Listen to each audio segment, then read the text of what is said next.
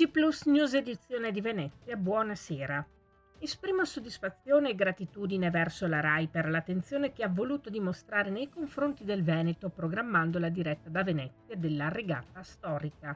Ho avuto modo di sentire il presidente Sergio e lo ringrazio anche a nome dei veneti per la sensibilità e la rapidità dimostrata nel trovare una valida soluzione. Con queste parole il presidente della regione del Veneto Luca Zaia esprime soddisfazione per la decisione della RAI di trasmettere la storica manifestazione veneziana il 1° settembre su RAI 2.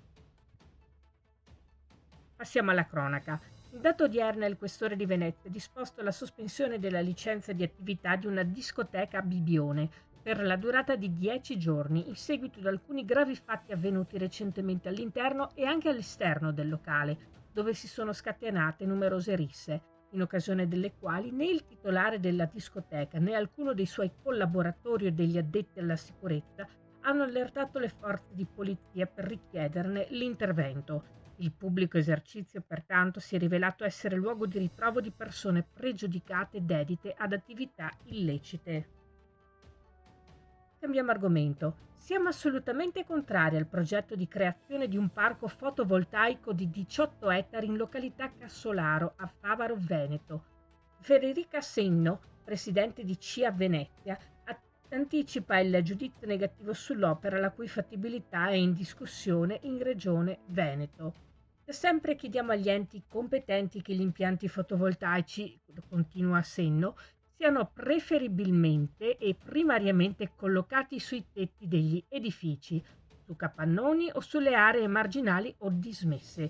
In questo modo si riduce in maniera significativa l'impatto sulla superficie agricola attiva.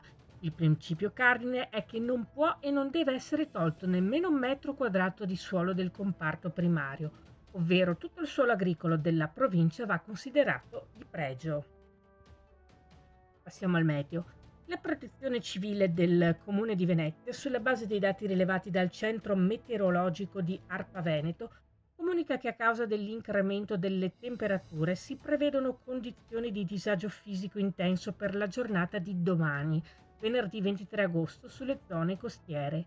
La qualità dell'aria sarà generalmente buona, discreta. Si invitano i cittadini, si legge in una nota ufficiale del Comune, ad adottare le precauzioni e i comportamenti illustrati nei seguenti link che vedete anche in sovraimpressione. Questa era la nostra ultima notizia. Grazie per essere stati con noi. Arrivederci.